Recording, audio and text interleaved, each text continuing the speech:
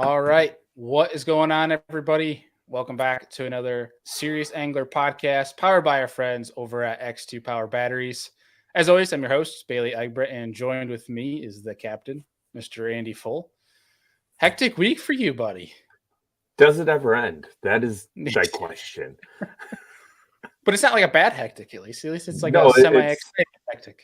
It's a very exciting hectic. It's just super anxiety provoking, and it's wild. Like every 15 minutes, my phone is going off with another notification of somebody that wants to view our house. So it's fun. So a little prelude, right? Like I was going to say, you might want to specify. Yeah, Amanda and I bought a new house. We're going to be moving about a half hour from where we live now, a little bit further south, but we will be very close to a guy that we mentioned on here a lot. That is the Duke, Jeff Hippert, who is one of my good buddies, awesome guide on Lake Erie. We share a lot of water. We help each other with trips. So I'm really excited to be closer to him. We got a really great deal on a new house, so we're selling ours. And it's wild how much foot traffic we are already seeing, and it's only been on the market a day. So nutty. Yeah, I think we have like 35 showings this week, and I just got 2 more requests like 30 seconds ago for times. So it's just like, oh. Has your phone been also going off the hook since the whole Eli Apple Bills thing today?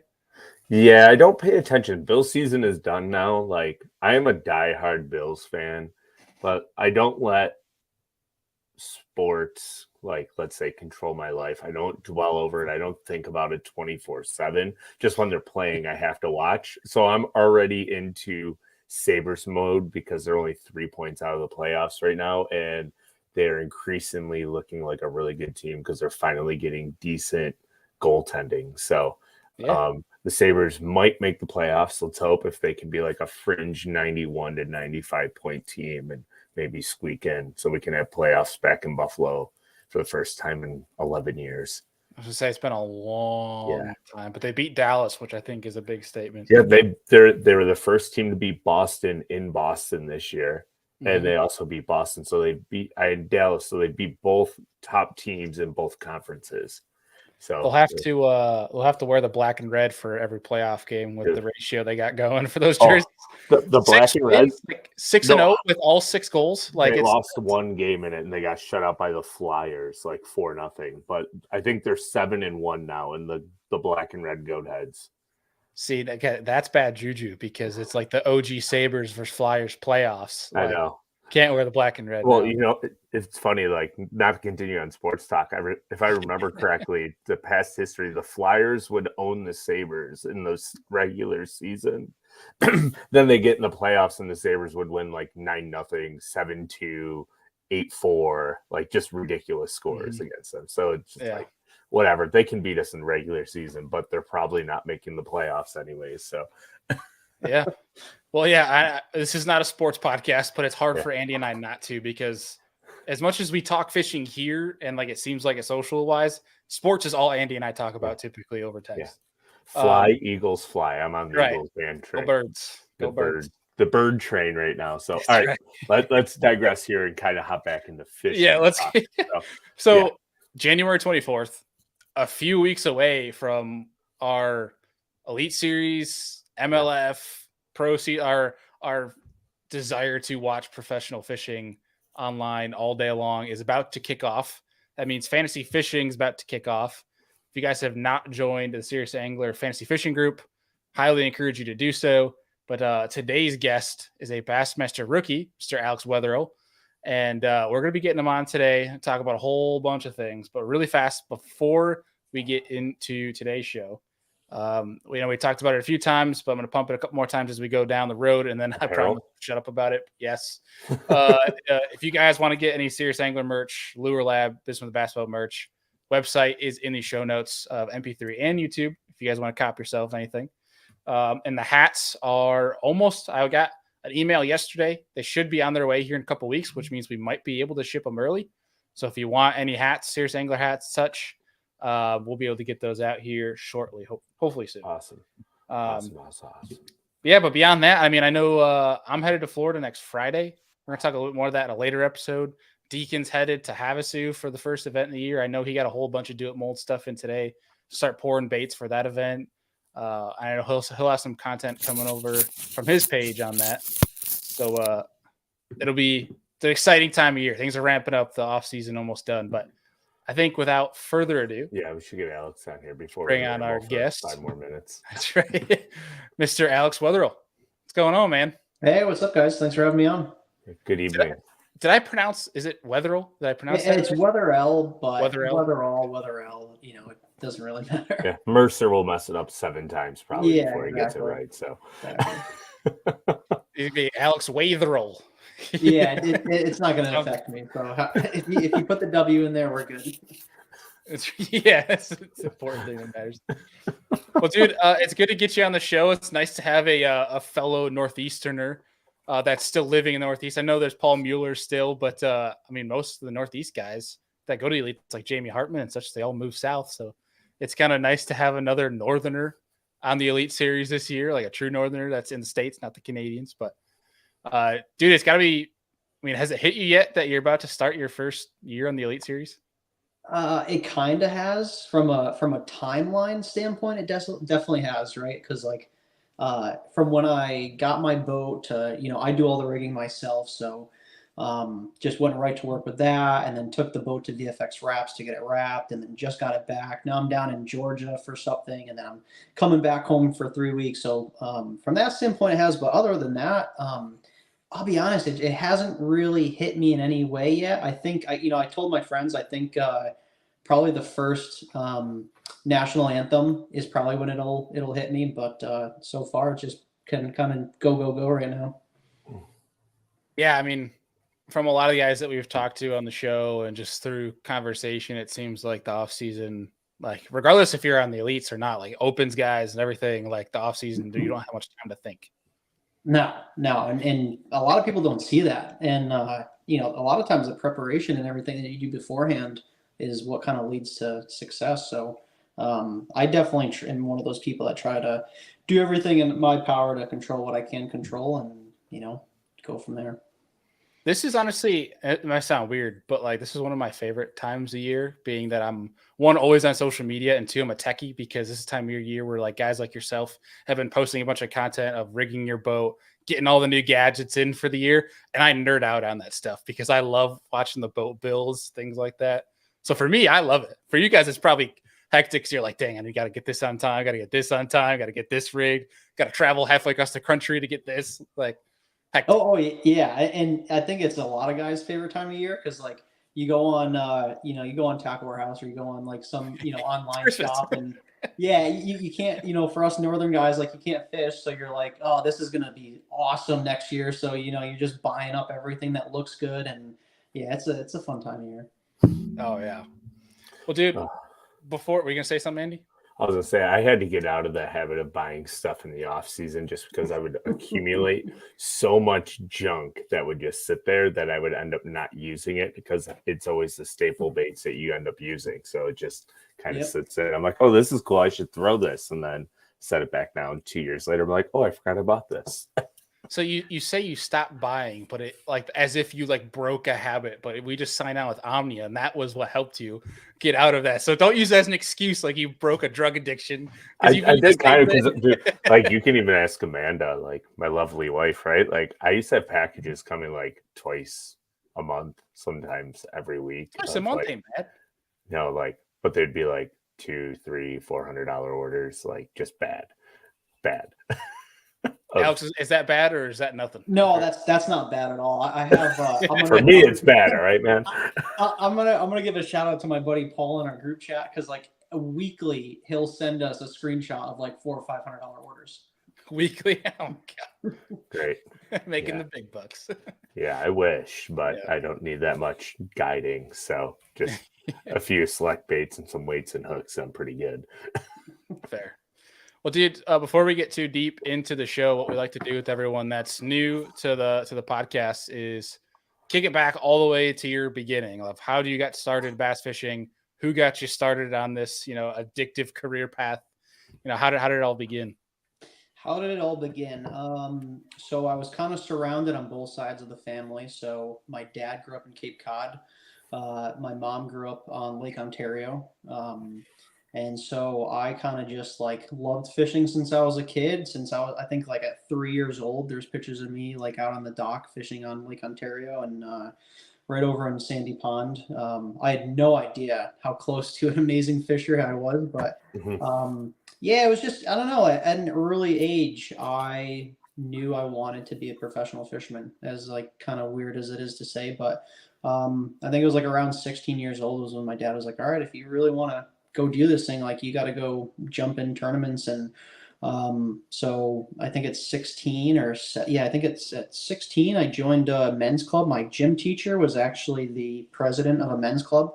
So that was pretty cool. And I got to talk fishing with him, but like, it was kind of wild, like looking back. I spoke at our CBN, our Connecticut Bass Nation banquet, and I was telling the story how like in science class, my science teacher was a fisherman, and my gym teacher was the president of this club, and they were talking to each other, and they're like, yeah, I was throwing like a green pumpkin Senko, 5-inch Senko with a 1/8 ounce black, worm weight, and like to me that was like a foreign language. So I'm like, man, like, what is this like Texas rig that they're talking about, and like a offset wide gap hook? And so it was, I was like, I got to learn this. And so joined the men's club as just a co-angler, just to try to understand how tournaments worked. And so I just went from that to joining the junior Bassmasters at the time before the whole high school thing started. I was kind of right on the tail end of that.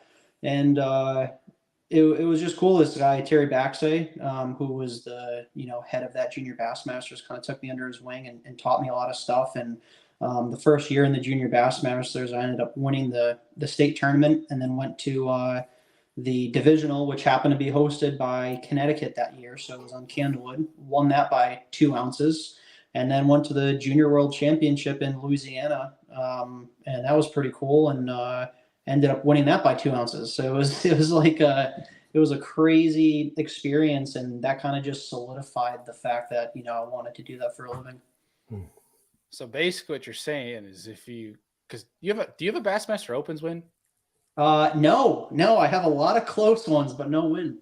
I don't know why I thought you had a first place for the Opens, but I was about to say, like, so you're trying to be like an Ike and win at every level of Bass Nation, essentially. I would love to do that. I would have to get that. That is still an open checkbox. So yeah, I say the youth ones you can't go back to, but at least the Opens one you can hop in. Yeah. Well, at least I got the youth one out of the way, since I can't go backwards, but everything else is still doable. For sure. We have our pal Mr. Joe LaBarbera here in the comments, and he's asking what the Elite means for your paintball. Do you do competitive paintball?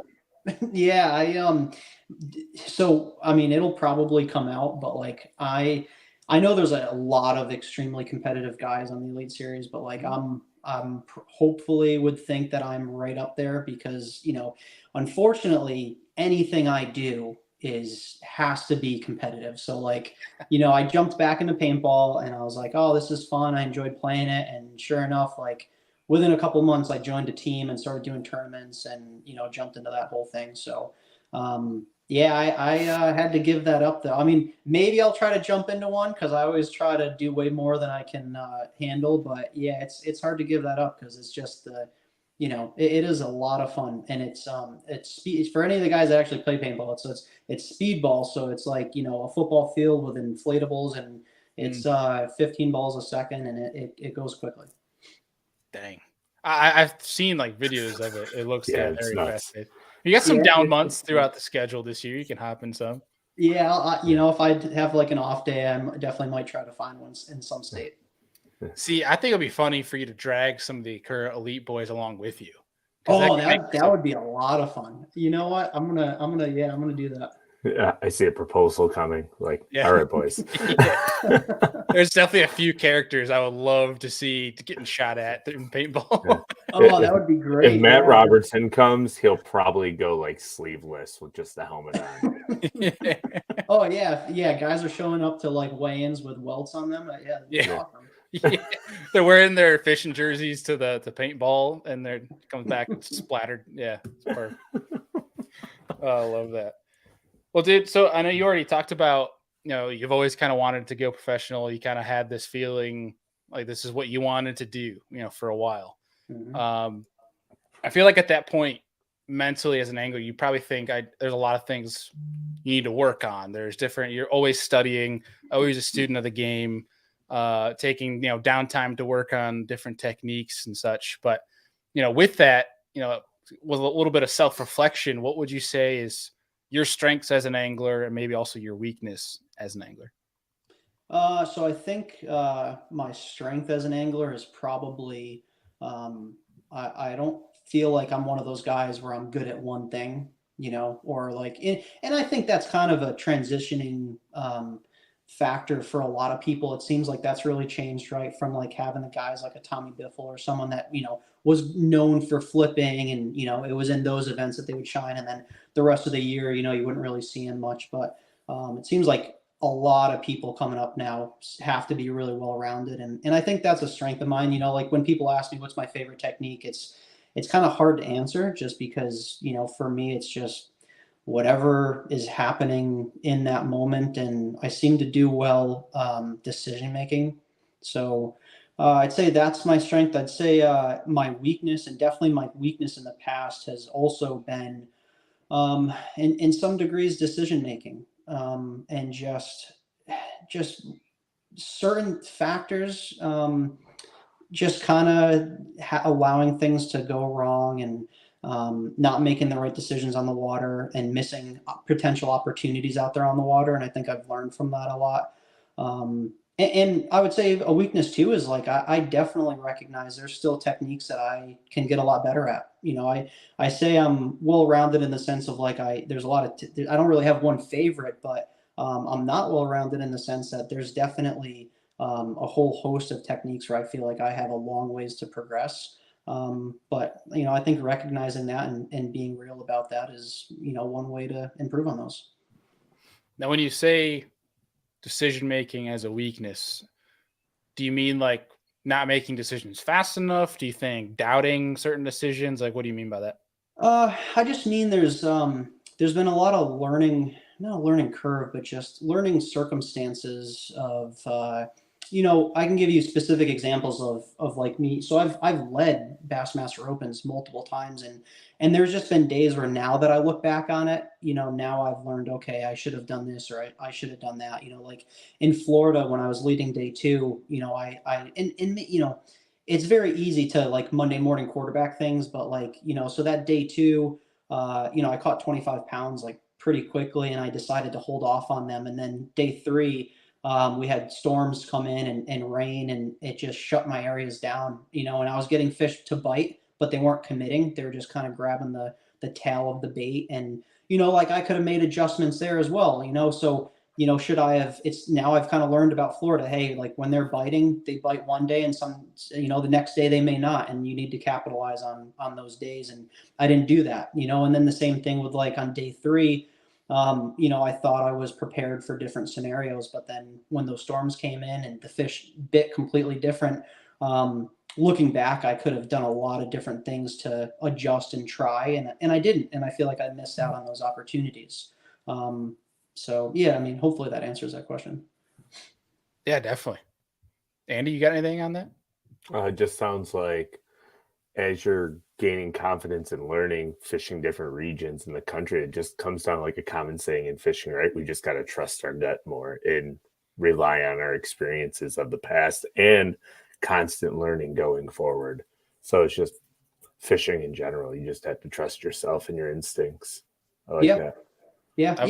And fishing is such an interesting sport because no matter how physically gifted you are, there's so much that experience brings to the table. And that's something that is just hard for younger guys coming into it, because there's a lot of those situations and scenarios that, other pros will know, oh, obviously X, Y, or Z, means this. And I don't know that, especially as you said, being a Northern angler coming down South, a lot of this is new for me. And so unfortunately, it's been through some of these situations that have hurt a little bit and missed out on opportunities. But, now I feel a lot more, as you said, a lot more confident going into different scenarios, that I'm better prepared and have learned a lot about those. Yeah. It's kind of crazy how like every other sport is so physical, and then fishing is like 98% mental. Yep. Yep. Yeah, it really is. It's so interesting. I've definitely learned to adapt BP's 5-second rule when it comes to decision making. Where if you lean towards a decision, if you don't change it within 5 seconds, you're stuck making that decision. Yep. Because that's typically what your gut's telling you. Yep. Yeah. Oh yeah. Yeah. Thinking twice, and it's like all those secondary thoughts that come in, and then you like end up changing your decision. Mm-hmm. Yeah. A lot of people do that. Well, I think too, and correct me if I'm wrong here, but me and Andy and I fish Finger Lakes, different lakes around western central New York, and I believe Connecticut is the same way, that you have some lakes that are crystal clear, and whether it's different portions of those lakes or different lakes outside of that you can experience dirty water. So it's not like you're afraid of any Florida tannic water or anything along those lines if you get into mud situations. He has one of the toughest places on earth to fish near him, the Connecticut River. I'm sorry. Oh, you don't have to apologize. I love that place. I absolutely love that place. Yeah, that is a grimy river.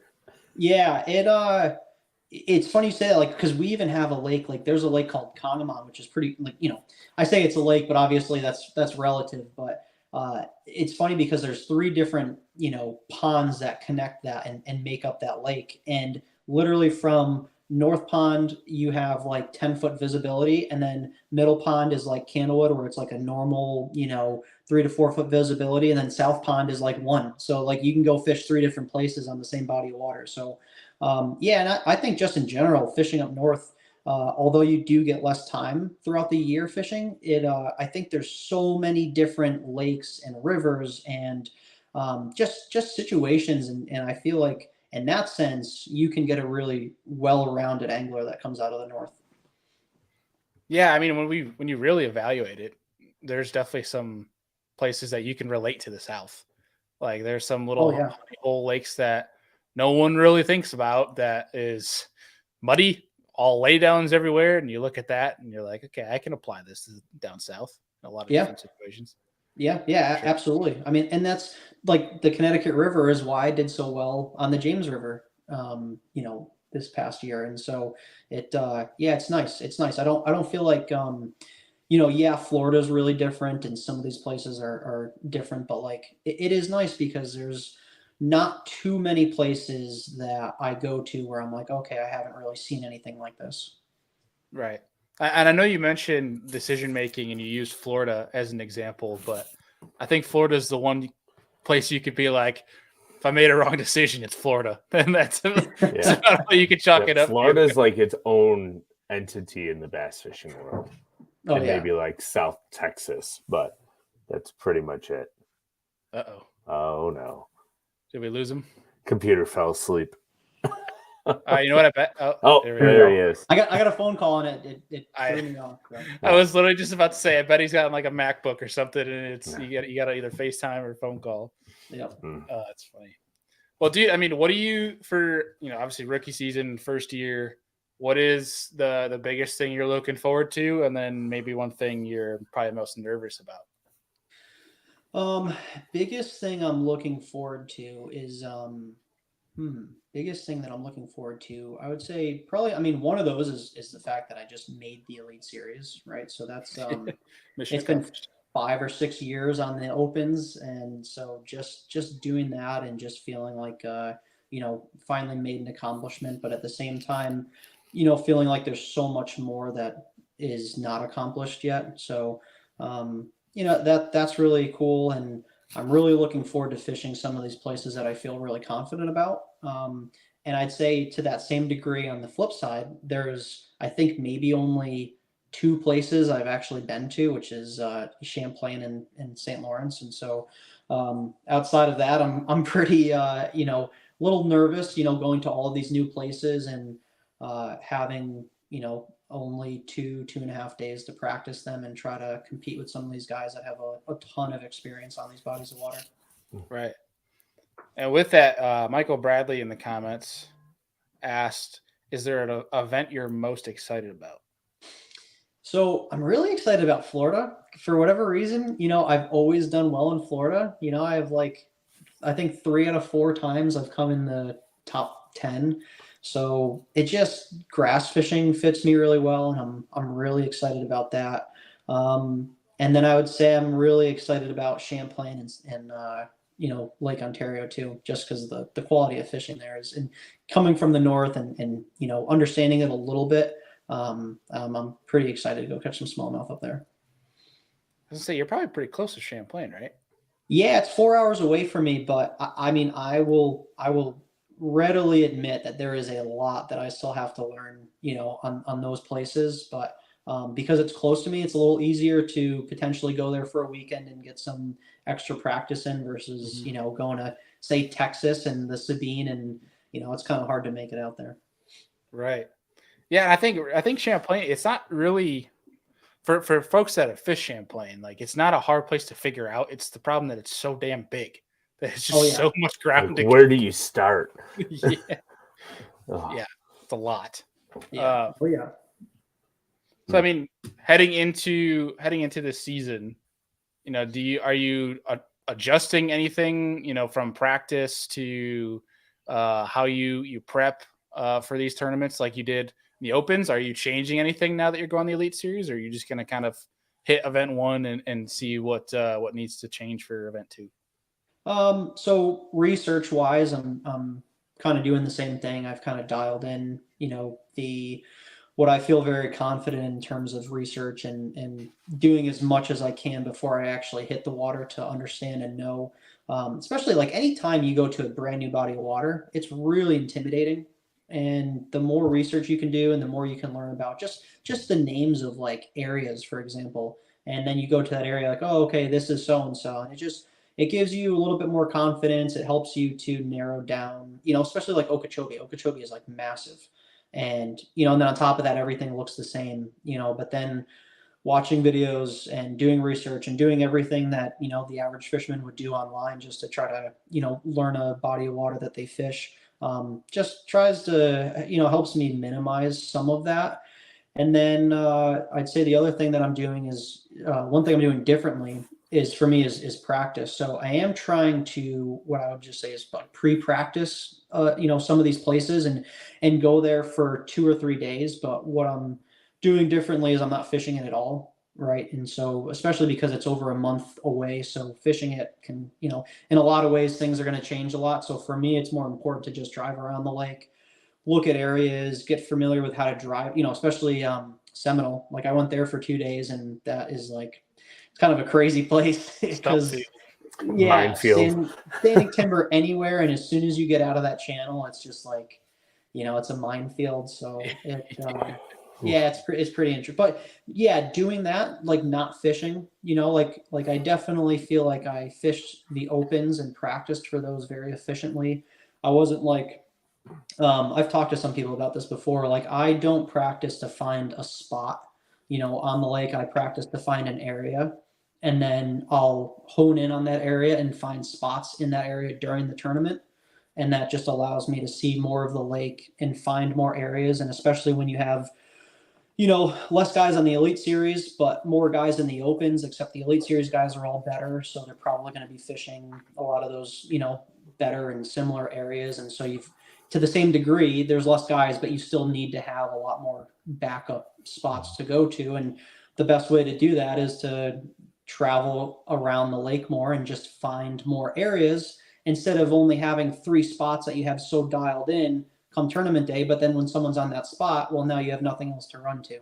So I think that is going to help me out a lot.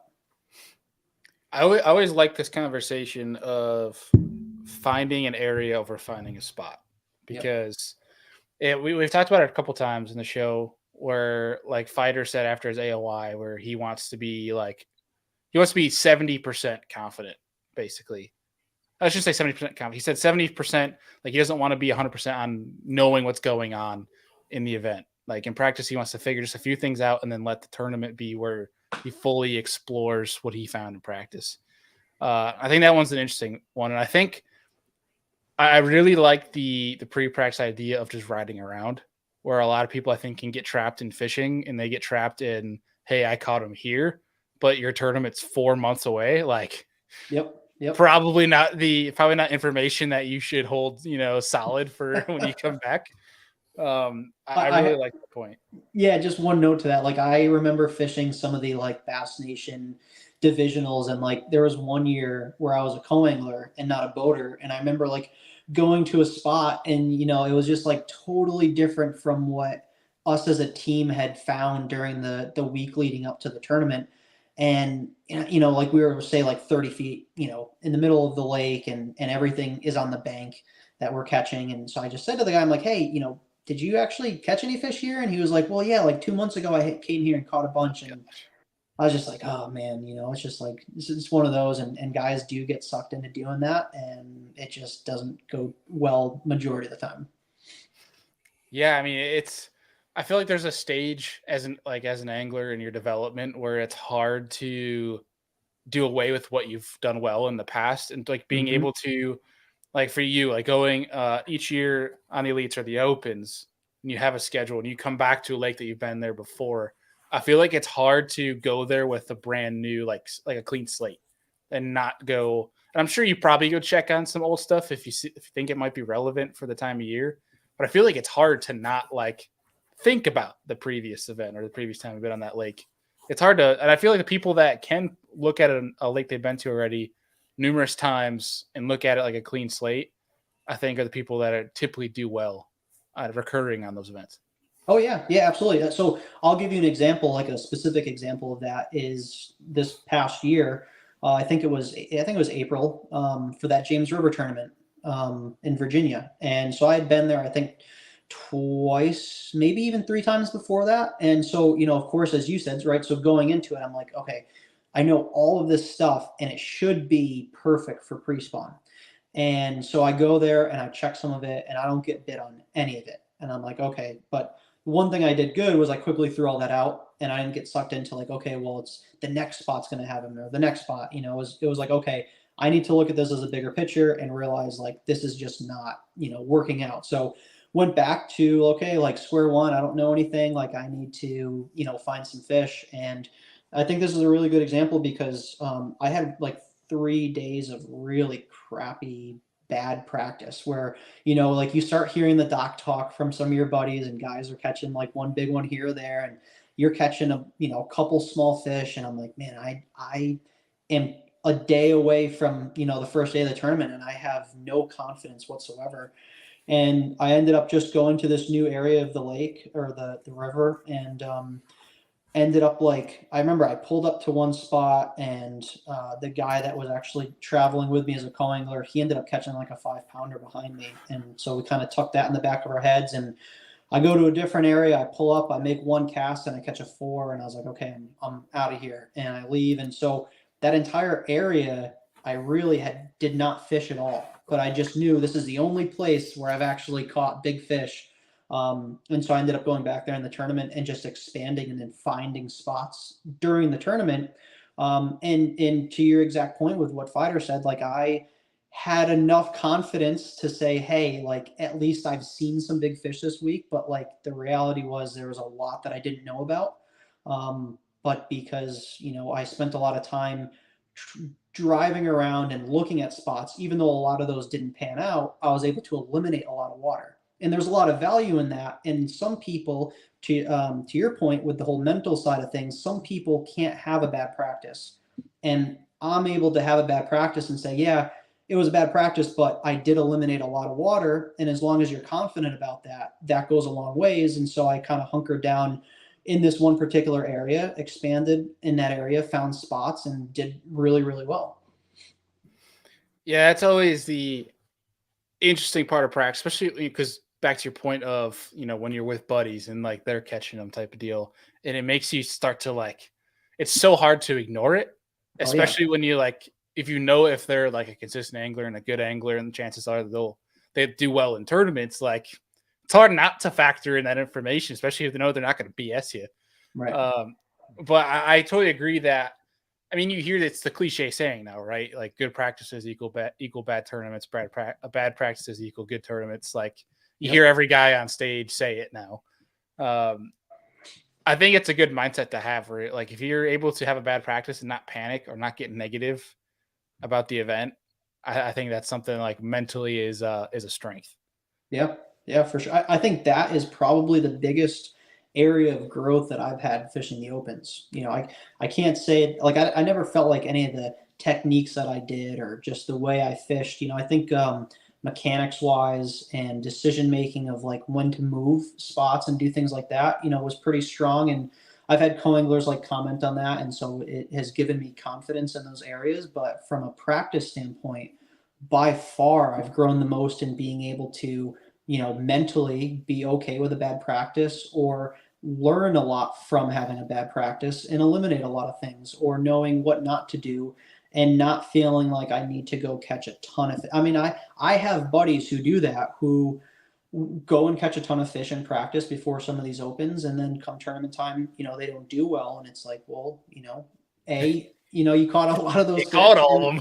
yeah, and then B, you end up running out of spots because you go to these spots and you think no one's going to find them, and there's three guys sitting on the spot you thought you were the only one that was going to find, and then you got no backup plan, and you're running around with your head cut off. So Yeah, I don't think you'll find a lot of that on the Elite Series. Where no, definitely not. Definitely not. No, it's you definitely got to be dialed in every single event, and but I like that challenge. I like this next level of fishing, and I'm really looking forward to that. Dude, there's something exciting though about that. Like when you advance, like whether you're a kid in athletics or you're fishing or whatever it may be, when you go up a level, there's something really exciting to one, be confident in what you can do, but then two, be curious about how you stack up. I think there's some really big excitement in that. Yeah. Yeah. The competitive side of me, like I want to compete against the best in like everything that I do, it's nice, like whooping up on people and doing things like that at a lower Shooting them in paintball.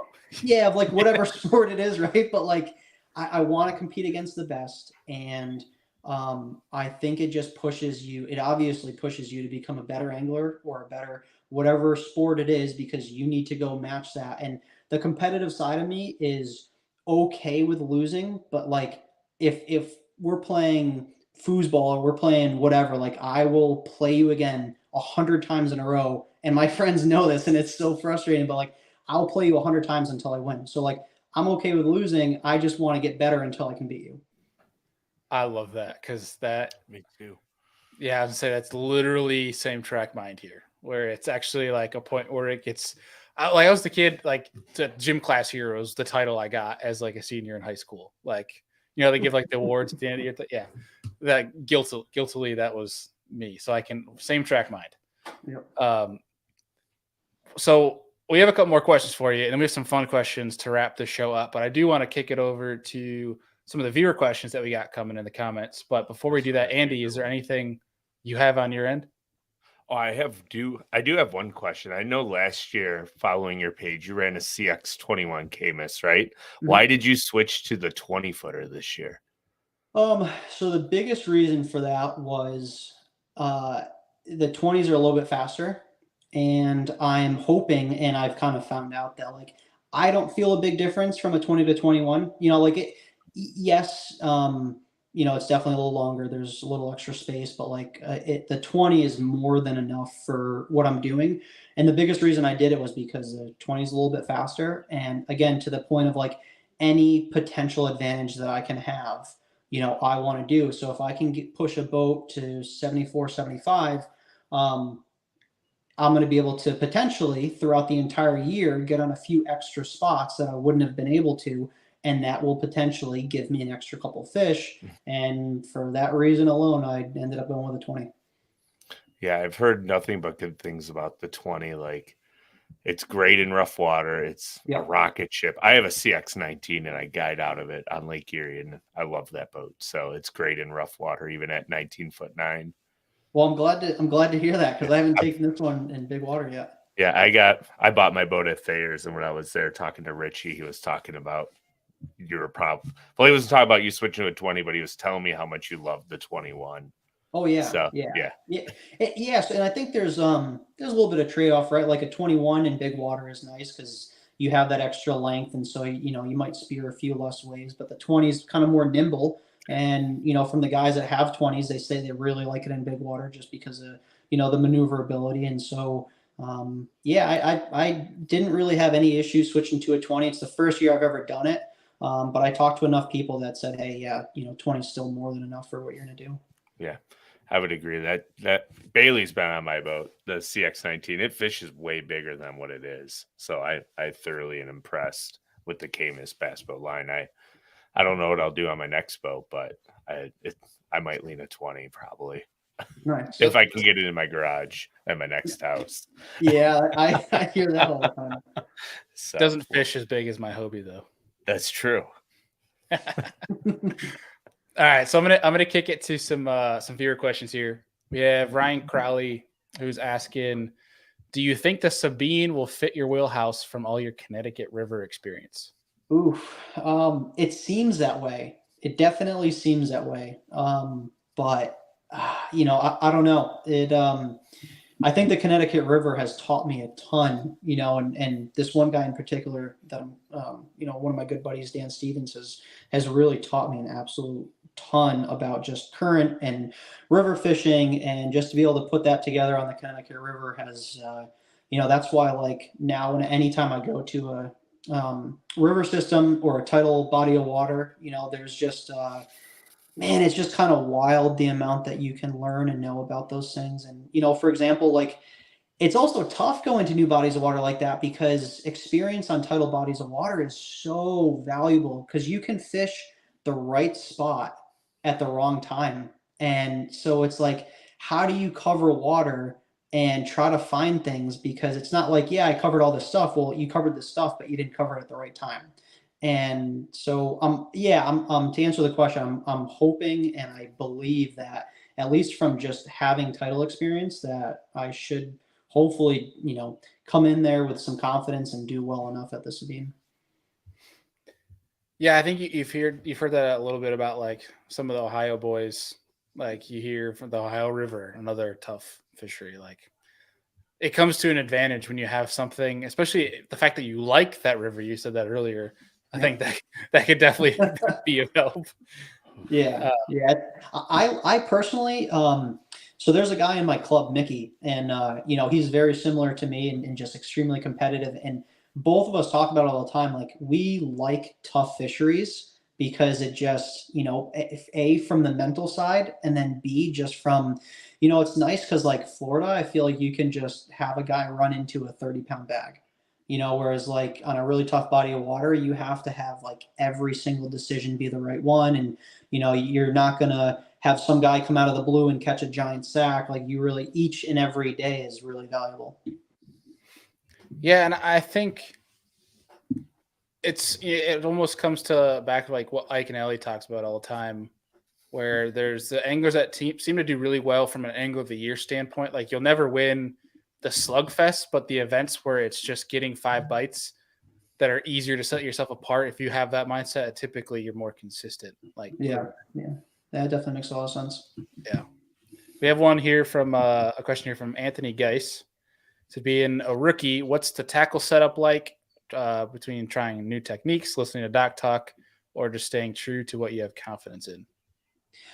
I tackle wise, I am definitely very open to doing new techniques and like big swim baits and glide baits. That's an area of like weakness of mine that I don't have a lot of experience in. So definitely will be trying to put some time into doing that. And I definitely don't, I don't want to like close myself off by saying, hey, I'm only going to fish what I'm confident in, because you know, that's where I think I do have some strength of, hey, if this situation sets up right for X, Y, or Z, I'm going to try that and I'm going to do that. And maybe not as good as some other people, but I'm not one of those people that says, hey, I'm going to put this rod in my hand because that's what I'm good at and that's what I have confidence in and that's all I'm going to do.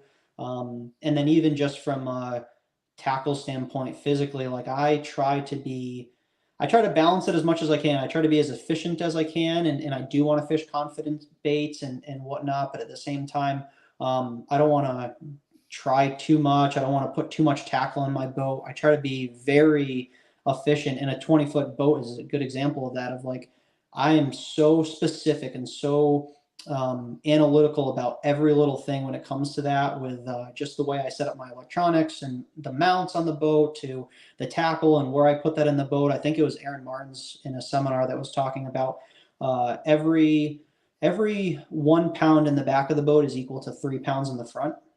So, it's really important to distribute the weight and all the tackle in your boat correctly. And that'll be an interesting thing as a rookie, trying to be prepared for a ton of different scenarios, while at the same time, I don't want to like have too much tackle in the boat. So yeah, that'll be interesting. That is always one thing.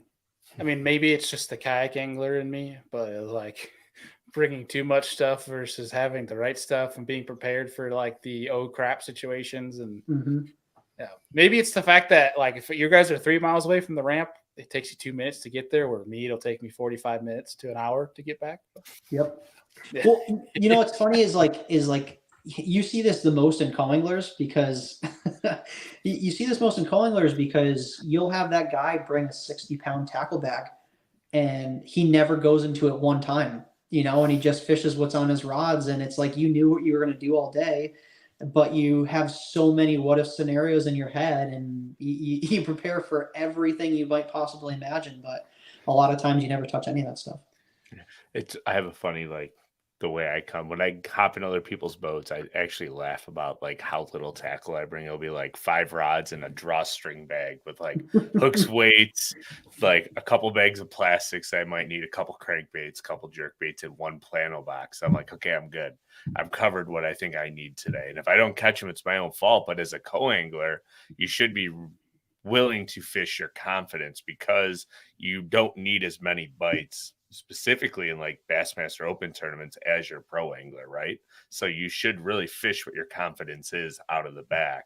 So you should be able to limit it down to just a few things, in my personal opinion.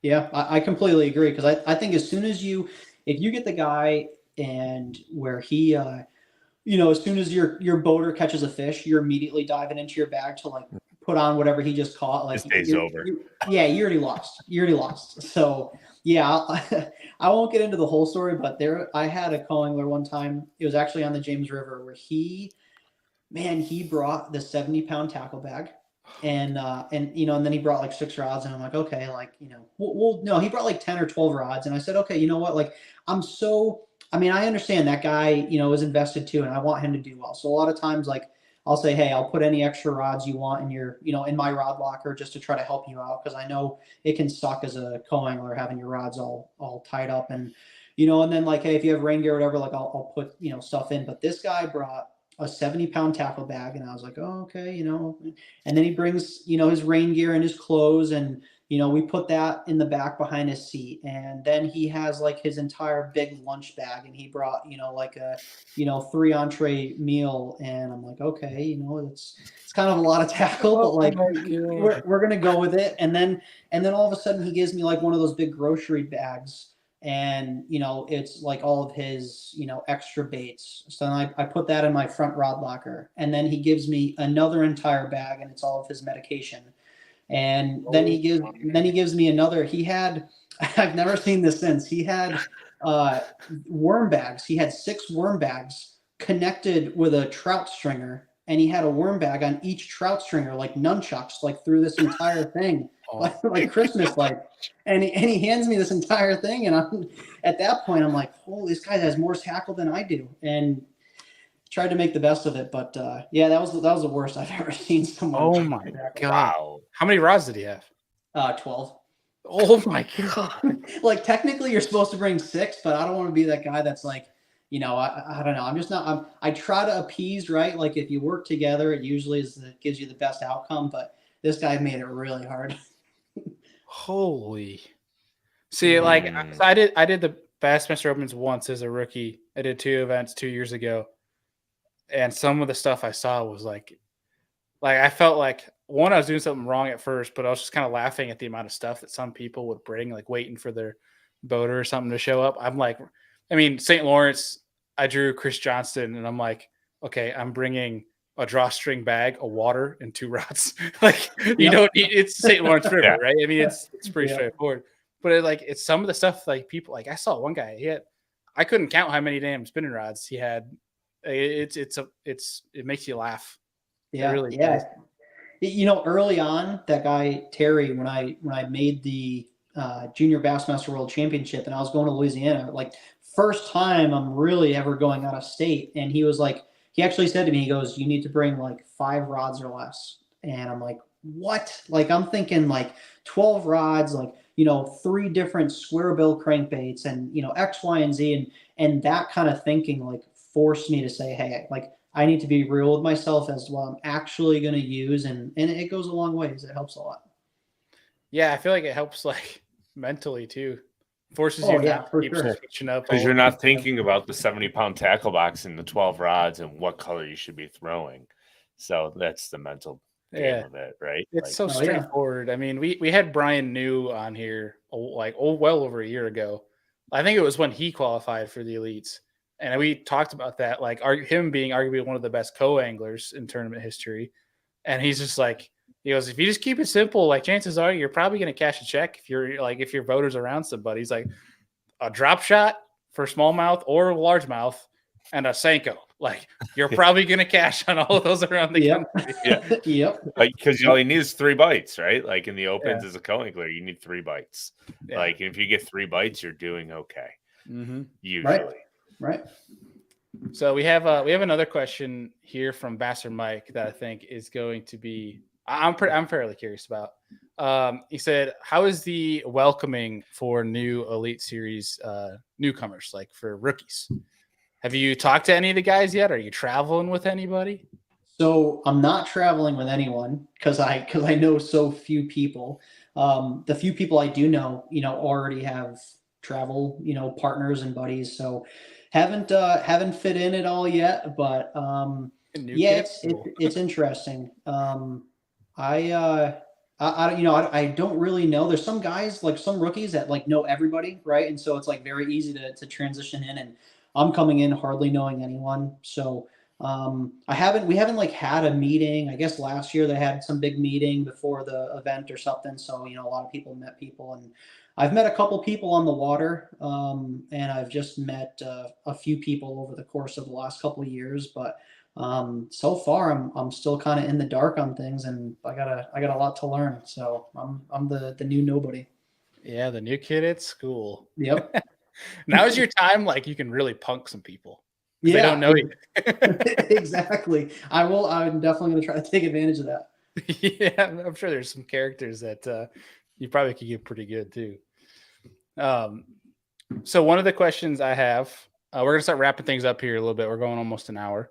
But I wanted to talk about prior into the show is, being from the Northeast, obviously we have a lot of diverse fisheries as we talked about earlier in the show, but take like a Lake Seminole, for example, that's down south. That's fairly unique in that we don't really have, these stump fields, minefields, as we talked about that Lake Seminole is.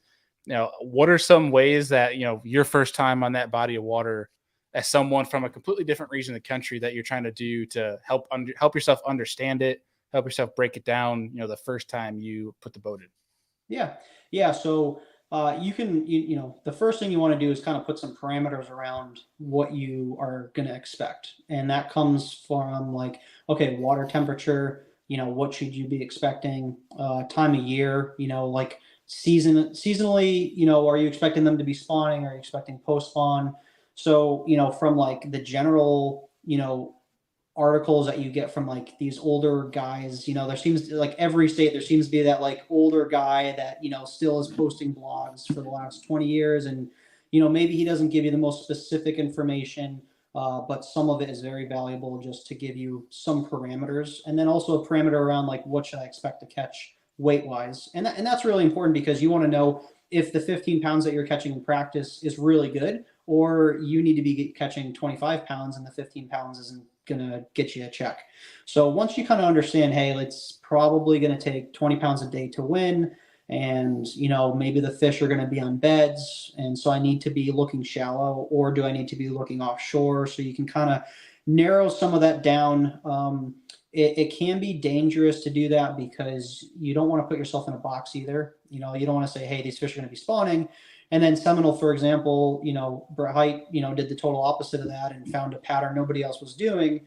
So if you go down there with too many preconceived notions, it can hurt you. But to your point earlier on, you said some of these guys that are new coming into this thing are usually the ones that do better because they don't have all that history to throw them off. So I think generally speaking, because you're getting all this information online, and for me, that looks like the articles online from whoever, and specific articles from tournament results and what guys were using and what baits and what colors and X, Y, and Z. And obviously there's some gray area to that because not everybody always tells the truth and not everybody shows what they actually caught, and you have to remember that too. But it can at least point you in the right direction. And then also watching YouTube videos, and that is like, especially nowadays in the last 5 years, I'd say, you can literally find tournaments and guys with their GoPro from previous tournaments and watch them fish almost as if you're a co-angler or a marshal in the boat, and you can learn a lot just from that. And that's invaluable in a lot of ways because you can't BS your way with a camera in your boat watching you catch fish on this tournament. So I think if you do all of those different things, it can really put a lot of things into perspective and really give you some confidence going into a body of water. So when you go to a place like Seminole, if we're using that as an example, like before I even go there or when I show up, I already know the names of all the different arms. I already know, hey, like at least historically, this area is really good for spawning, or this area, this creek arm is really clear water in the spring, whereas this one's muddy. So maybe I don't want to spend a whole day in this arm because it's muddy. Maybe I want to spend a quarter of a day and just see, whereas, I'll allocate some more of my practice time. And so you can, narrow things down like that. And I feel like the more you do that and the more prepared you are before you even come to the lake, it takes a lot of guesswork out of the way and at least just gives you parameters in which you can work and expand a pattern. Yeah, I mean, shoot, the Bassmaster YouTube channel alone has all the rewinds that are like 6 hours long that literally do like show you like, hey, this guy, he's leading the tournament. Here's where he's at on the lake. Yeah. Like it shows you the whole map, like with the point and they're on to. Yep. It still kind of surprises me that guys don't complain about that stuff, but. Yeah, I definitely think that's tough. I see little to no fish finders now that actually show the map, on the camera. Everybody, either has it on just sonar or turns it off on the back, whereas like, I feel like if you look at like around 2010 and like earlier than that, like there's so many times where the camera, shows the guy fishing and shows the back unit and shows like the GPS and, sometimes you even get like GPS coordinates on there. So yeah, and you didn't have Bassmaster showing like exact spots the way you do now, but that's kind of par for the course. Yeah, I mean, I guess it's level playing field being that everyone has access to it, but like when they blow it up the map and you see like you're on Neely Henry and West Logan's Head, like you can see, okay, that's where you won the tournament. Like you understand it's kind of interesting. I mean, I guess it's that the fact that it's out there makes it a level playing field, but you're exposing some stuff. That's for damn sure. Yeah, it is like, I have to imagine it's got to be frustrating for some of these guys because like you take a week to find this one spot, and then Bassmaster shows you right in this one point and shows you the house in the background, and you got 30 guys going there the next week. Yeah, or the next day. Yeah, or the next day. I guess when there's $100,000 on the line for each event, I think that kind of probably puts you in the equation. Yeah, but goes out the window. Yeah, but then when you come back, you just got to know. You're like, oh, they know where I was if they, if they do blow up that map and they see where everyone's at. But yeah, when you come back, that's now a community spot. Right. Yeah, everybody's been there in practice. Every fish has been caught. Yep. All right. Well, Andy, I think we're going to let Alex go here in a second. We got a couple more questions, but do you have anything for Alex before we hit him with the last questions? No, I've been enjoying the fluid conversation on all this, but I do want to say congrats for making the Elite Series and show all those Southern boys what Northerners are all about again. It seems like lately a lot of the better anglers have been coming from the North, and it's been fun to watch. So good luck. Yeah, thank you. I appreciate that. Yeah, hopefully we see a few more guys coming from the North and not everybody's from down South. Yeah. Yeah, I got a feeling like, I mean, there's not too many that come from the Northeast. It's like a lot of like your Midwest, like Wisconsin, Minnesota guys. But I got a feeling like there's a quite a few Northeasterners that are coming up that are going to start making the leap here. I think could do it. I mean, a friend of ours on the show, Kyle Patrick, almost made the elites last year. He did all 9. Casey Smith is fishing the Classic this year. He's one I really think if he did all 9, he would have a good shot to make it. Alex Coral's one that I don't think many people know about in here, but he pops in the comments, and I think if that dude, I don't think he has the confidence in himself, but he is probably one of the best in New York State. And if he did all 9, I think he would make it too. Well, didn't he fish like the team trail championship down in Florida and had like a really good event a couple years ago? I feel like 2 years ago. I do not recall, but I know I think he got 11th at the team championship at Hartwell this year. Yeah. So yeah, I feel like there's like Connecticut, New York, and Pennsylvania specifically in the Northeast have some really, really good anglers. Mm-hmm. Absolutely. Yeah. Especially, and this is applicable to just about almost every state, especially the South too, that there's guys like at your local Bass Nation or some of your local competitive trails that simply just don't want to or can't go fish all 9 or try to make 100%. fashion. 100%. Yeah, there's a lot of guys that for one reason or another, and Casey Smith is a good example of that. Like he hasn't fished all 9, but the dude's a phenomenal angler and a friend, and he definitely could hang. And, for some guys it's family, some guys it's job or something else. And some of these guys don't do it, but yeah, I mean, I tell people that all the time, like, yeah, I made the Elite Series, but it doesn't mean like, at the end of the day, there's a ton of really, really good anglers. And just because you're not on the Elite Series doesn't mean you're not a phenomenal angler. That's right. There's guys out there for damn sure that would wax the floor with some elite boys. That's for sure. But okay, so I don't want to keep you too much longer, but I have a couple questions we want to wrap up with that are kind of more on the fun side. And being that you're a rookie, I'm always curious. When we've had rookies in the show, I always ask this question. So obviously you haven't had your first event yet, but have you put any thought to, when you're going to go launch on morning 1, day 1 of the year, like if there's a specific angler you're going to look at and you see on the boat that you're about to go compete against that you're like, oh crap.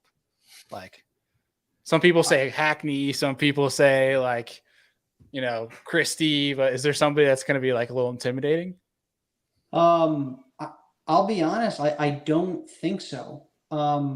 I definitely had that happen to me so before I fished my first Bassmaster Open, I remember going to Champlain one time, and I remember like, there's like an alley at the gas station, and I'm freaking out. Like, what am I doing here? Yeah, I'm like, because it was the first time where I took what I saw in Bassmaster and then saw it in real life, like in person, and I was like, holy, and then I remember the first year or two fishing the Opens, it was like, you see all these guys driving around and you're like, oh my gosh, here's so-and-so, here's so-and-so. But I realized that all these guys are just, average guys, just like any one of us. And, they put their pants on the same way. And so, maybe. Well, I was going to say maybe. Some don't wear pants. Like Matt Robertson doesn't wear pants. Yeah.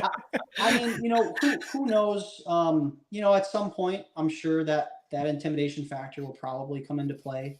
I'm not going to sit up here and say like I'm immune to that, but no, I don't, at least, up to this point, I haven't, gotten nervous about that yet. No, I honestly though, I think when you do feel that, and I feel like every rookie feels it a little bit. I think that's a moment though that I think you should savor because I mean, I would predict you're going to have a long career on the Elite Series, but I think that's something that will probably be like a fresh feeling for you. You know what I'm saying? Like it's probably only going to be a small window where you feel that because I think you're going to get comfortable quick. But I mean, I think personally a way to just get comfortable quick is to go up to Hackney and just be like, I'm the captain now, bro. Like take the back seat. Like Godzilla ain't got nothing on me. Just go in like, well, you guys know the story, right? With like Pat McAfee and what's his name from the Vikings, the running back. Are you talking about the current running back? No, the older Adrian Peterson. Like so Pat McAfee when he like went up to the captain's meeting, like shook his hand as hard as he possibly could to try to like intimidate the guy. So that's what I'm gonna go up and do to Hackney. There you go. Yeah, just like 2 hands, just bear grip. Just don't let go. Awkward as can be. Just I'm just gonna stare him in the Double eyes bite. and just shake it as hard as I can. You could go for that, or do like you do the handshake, but then you tickle the wrist. or you go like you come in fast and firm and just give them like just the tip of your fingers. Yeah, I don't know if I want to do that. I don't need Just rumors grab the going thumb. around before the first event. Oh, that's amazing. Oh, this guy tickles fingers. I don't need that going around. Yeah. I mean, hey, that's one way to establish yourself as a character for Bass. Yeah, I guess so. It'll get back to Zona one way or another. Yeah, like when Mercer used to do like the weird like talk before like the shows on ESPN when he'd have like the 5-second countdown, like who has the weirdest handshake, and they're all like Alex tickles fingers. Tickles fingers. Yeah, what I don't need is Mercer coming up with a nickname based on that. Yeah. I wonder if it's the legitimate Kevin Bacon. Yeah, it's like Kevin Bacon in the house. Yeah. All right, so I got 2 more questions. We'll make them quick, but one that I've started really like to ask everybody that comes on the show that obviously pro angler or their livings in fishing to some capacity is if it wasn't for fishing, what career path would you have chosen? Oof. So funny enough, when I was growing up, for the longest time, I wanted to be a Navy SEAL. Okay, that's for like the longest time. If I might have done something like that, or I know I can't do an office job, so it definitely wouldn't be that. It would be man, I don't know. Yeah, I think I would probably would have gone into the military or done something like that if it wasn't for fishing. All right, respect. All right, last question of the night. We asked everybody again that's new to the show this question. That is, if you can sit down with 3 different individuals, they do not have to be in the fishing industry. They could be alive 1,000 years ago or alive today. Doesn't matter. It could be anybody. You could sit down with 3 different individuals, have a steak, have a beer, and pick their brain. Who would you invite? So I'd say probably the first person. It would either be I gotta say it'd either be like Jesus, right, or like one of the disciples, right? So just from that historical standpoint, I feel like that would be so interesting, and just the conversation, just to expand into that whole area would just be so interesting to discuss. I think number 2 would probably be Jordan Peterson. I watch a ton of his podcasts, and I just think he's such an intelligent person, and so much that you can learn from someone like that. And and I think number 3 would probably be maybe like one of the previous presidents, and just be able to get some insight into some of the stuff that they go into in this country and government, and just the business side of things, and even just government and things like that interest me so much. And just from an analytical standpoint, I follow a lot of that stuff, and I love listening and learning. So yeah, I guess if I had to choose 3 off the top of my head, that's where I'm going with. It'll be very intriguing to get like a Washington and be like, look at the world now. Like, are you happy with us, or are you pissed? Right. I'm going to say the latter. Even just from like just the wars and the stories, and just the I love just all the thought process that goes into some of the strategy behind that stuff. Like, even just from a history standpoint of like how close battles were to going the other way, and what the future of the country would have looked like if that happened. And it's all the unsung heroes and all the stories and details you don't know about. I love that stuff. I saw some meme. I don't mean to drag this conversation on, but I saw some meme the other day. It's funny we talk about Washington. So like with the wood teeth back then, how like the only thing that he would like be happy about is like the grills that people now wear. Like he would have like dollar bill, like his face on dollar bills as a grill. I don't know why I thought that was the funniest thing. It's really funny. My simple brain at work. But for real, Alex, thank you so much for taking time out, dude. It was good to get another fellow Northeasterner on here. And we'll be rooting for you on your rookie year of the Elites. And I got a feeling that you're going to do pretty well for yourself and for my fantasy team this year. Yeah. Oh, sick. Well, I appreciate that. I just had to throw a little pressure in there at That's the right. end. That's right. No, but dude, that's got to be kind of interesting too for you. Like now people are going to be able to pick your name for fantasy fishing. So like that is definitely probably one of the things that has like hit me. It's like very real. It's like, hey, I'm choosing you for fantasy, so you better do well. And like, they're sending me pictures and I'm like, man, that's kind of crazy. Like guys can choose me for fantasy. Can't let them down. Yeah. That's when you just got to mess with your buddies, though. Be like, oh, you need to win this week? Oh, sorry, I'm not going to catch them tomorrow. Yeah, Oh, don't yeah, pick yeah. me. If you send me a picture saying, hey, I picked you, I'm not on them. I am not on them. Yep. But I'll wait until they're locked in on their pick to do it. That's right. Oh, That's right. ouch. Like morning of the Derby, like Yeah. 5 minutes, you're like, oh, by the way, not on them. Yeah, yeah. Oh, that's good. Well, dude, for real, thank you so much for joining us. Definitely would love to get you on again here soon, and wish you all the best for the first couple events in the Elite Series, man. Yeah, thanks, man. I'd love to come back on and appreciate you guys having me. Anytime, dude. But it was good to get you on here. We'll take care, and we'll talk to you here soon. All right, you too. See you, man. Hi, boss. Yeah, I really think, like we talked about it a little bit, but I think there's going to be a big increase.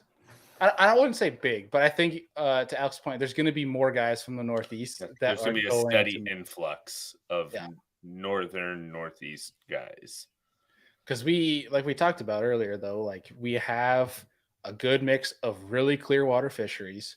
We have a mix of, your backwoods, dirty, shallow timber, nasty grass, brush type fisheries that can relate well to the South. And we have reservoirs too, like current driven reservoirs. So it's quite the only thing. The only thing we really don't have per se is like a blue, like a herring lake. That's about the only thing we don't have. But like if lakes have Frisco's, I was gonna say are very similar. Yep, for sure. So I'm excited to see how Alex does this year. That was good to get him on here. I think we both have known Alex's name for a while. Yeah, a couple of years. Kind of through the grapevine of like somebody who's doing really well in the opens, that's regional, does well in the local bass nations. Like you see his name popping up. So it's cool to see that, being that he's like 4 hours ish down the road from us. Connecticut. So Candlewood is about 7 from our house. Okay, never mind. Yeah. So, and the only reason why I know that is because when I bought my boat, it was 8 hours there, 8 hours back, and I did it in a day. It was the dumbest drive I've ever done in my life. But yeah, that's wild. Pick up your boat. It's not a dumb drive. No, I had 2 good friends go, so that was nice. Yeah. Made for an enjoyable trip, but I can't believe I did that in one day still. Welcome to the traveling circus. Yes, of real fishing. I get it. We got Mr. Higgs here that says, "Oh no, Bailey started a fantasy fishing curse like you did with Atkins." I've told myself, because I like Atkins, I'm not going to pick him this year because I definitely cursed him as. But I actually, in the grand scheme, I did do well in fantasy fishing last year. Yeah, you're the best in the group, but the worst in the group, which makes no sense. Yeah, it makes no sense. We got to decide. We haven't announced who actually like our group that we're competing against, like on the shows is this year. We got to decide if we're going to do like the actual fantasy, like make a group, or we're going to do the golf scoring like we did last year. Golf scoring will be fun with 5 guys. So, because it's going to, because it opens up the scoring even more. So, yeah, it's fair. Yeah. I mean, you could have 1 or you could have 5 points. Yeah, that's true. I didn't think about that. Get buried. You get buried quick. Which is like, it's nuts. Cause like, it's wild how that can actually switch from the golf scoring side, which we'll talk about that at a later show. We actually do have to schedule that coming up here. We'll let you guys know when we're going to do our, season Kickstarter for fantasy fishing. We have 2 new people that are going to join us. We are, just to let people know, we'll at least announce this, is that we're Bartless for fantasy fishing shows for the year. Bartless. We're Bartless. Less Bart. He's got a lot going on, so Bart is not rocking with us for fantasy fishing. But we do have, technically, I guess, Andy, 3 new members joining us, but 2 permanent that are going to be on the whole show, and 1 is actually an Elite Series pro who's going to bounce in for a couple minutes to kind of give us a live from the lake, how practices go and what the lake's shaping up like. That way you kind of almost have a little insider information of like, is the lake fishing well? Is it sucking? What is the weather doing to the fishery? So we say from that person, take it with a grain of salt, or I feel like, well, I don't want to give too much away because it'll be fun for the show, but he might act like he doesn't know what's going on, but he knows what's going on. Oh yeah, yeah. He makes himself sound dumber than he is. We got some guesses in there. KJ Queen, that's a good guess, but no, it's not. It's not KJ. We can let you keep guessing, but we're actually going to wrap the show up here in a second. We have a fun show for Friday coming up with Luke Palmer. Luke Palmer's going to come back on the show, catch up with him, how the off season's been going, talk about next elite season. I'm sure we'll dive into some technique and some more like strict educational stuff with him as well. And then on the same episode, when we're done with Luke, we'll probably go with Luke for about an hour or so. We're getting on Steve Owens, who's the new tournament director for Bassmaster Kayak Series. Awesome. And for folks who may not know or folks who may be interested, Steve Owens is probably one of the best tournament directors in the country when it comes to the kayak stuff. I think that was a huge move for Bassmaster to really help establish the trail. Been able to get on the phone a bunch with Steve lately, talking about the schedule for Bass that actually just launched today. But we were talking some rules and things he has planned for the future of the trail. And I think Bassmaster is in really good hands, especially if they allow Steve the flexibility to go do and take the trail where he'd like to take it, because I think it'll be in really good hands and create really, two really good trails for kayak anglers to fish on the national level. So that'll be a good one. That'll be a really good episode. Hope you guys will enjoy that. Hope you guys enjoyed today's episode. If you did on the MP3, please give us a rating and review. We're at like 99 reviews, I think, on Apple Podcasts. So get to 100. Yeah, appease my OCD and get us to 100, please, because it's like that weird one thing like that. Dude, I'm that weird person that like in the truck and I have my volume, it has to be even numbers. If it's an odd number, I freak out. Yeah, I feel like I subconsciously like adjusted to even numbers too, like without even doing like scrolling through. Like 16 is perfect, like for this station I am listening to or this music or whatever. Or 18, like 16 or 18 is usually where it's at, because I like a medium loud. Loud. Yeah, if I'm in the truck by myself, it's definitely a medium loud. But if Land's in the truck, it's a medium soft. Medium soft. Yeah. Yeah, she doesn't really like the music too loud. But dude, I it's such a good point though. Like I'll go to back up the truck out of the parking spot or something, and like the rear mirror comes up, so you can't see what the dial is for volume. So you start turning, and you're like, oh crap, I can't see what it's at. And then you'll think what guess like I think it's an even number, but then you have to check it again and you start putting it back in drive. Just subconsciously like, okay, it's 18, we're good. Yeah. And I don't know why we just got on that tangent, but it happens. But real quick before we sign off, Jonathan Gauthier wants to know what the best cheap starter electronics are for his first kayak he purchased. Ooh. I would first ask what your priorities are. Like, Are you wanting mapping? Are you wanting 2D? Are you wanting side imaging included in that? I guess it depends on what you want. If you want more just bang for your buck, like the most you can get for the cheapest of price, I'd probably, if you kind of go on the cheaper side, I'd go like a Helix 5, because you can get all that tech in that little fish finder, and it's like super mobile, super light, out of the way, being that's only a 5-inch screen. I was going to say Helix 5 or Helix 7. Yeah. I mean, even a 7, I think, is like $500. Yeah, it's usually, I think it's $100 more than a 5, and you get way more screen, way more screen, and then you can even get side scan built in and down imaging. So yeah, and I know Jonathan, you messaged us a bunch on the Facebook. We talk over there, so feel free. We could talk further on that. So if you want to shoot us a message, we can walk through some of that. But Andy, any guide trips or anything like that coming up for either steelhead or smallmouth for the spring that people can get in on? So May and June, I want to say I have 8 days left in each month. So 8 days in May, 8 days in June. The month of February and the end of January is going to be like a day-by-day basis. If I think there's going to be good enough weather to go, so like good stream conditions, I'll kind of just post up, be like, I have this weekend open. So right now, today, I just posted Saturday and Sunday I have open, because we're going to have temperatures in the mid to upper 30s in good highs at night, which means upper 20s, low 30s. So not a huge temperature swing is huge in the wintertime for the stability of these fish. When you get really cold nights this time of year, they just don't bite, and then we get a lot of slush ice on top of it, and we can't fish till like 1 o'clock. So that's a wasted day to me. So I won't even offer guide trips on days like that. So the conditions had to be perfect for January and February. The only issue with these months, and it's not even truly an issue, it's not a numbers deal like it is in September, October, November, but we have the opportunity at a true giant, like a 12, 13, 15, 16, 17 pound fish this time of year before they get ready to spawn.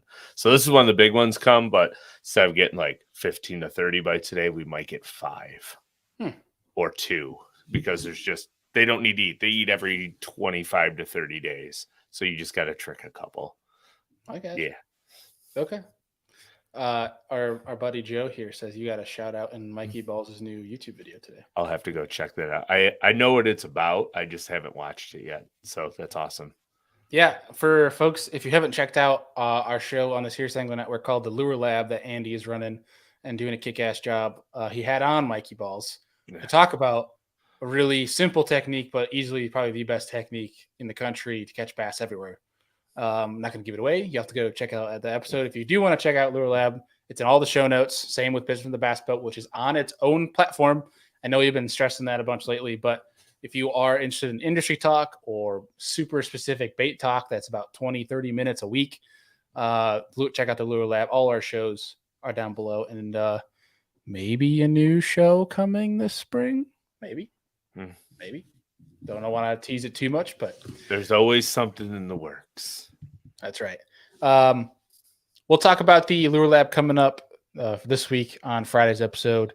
But Andy, tonight was good. It's a fun show. Yes, sir. You rock as always, folks. I want peace. Should be on that, but whatever. It's time to call it quits. Yes. Well, folks, appreciate y'all. We'll see you on Friday.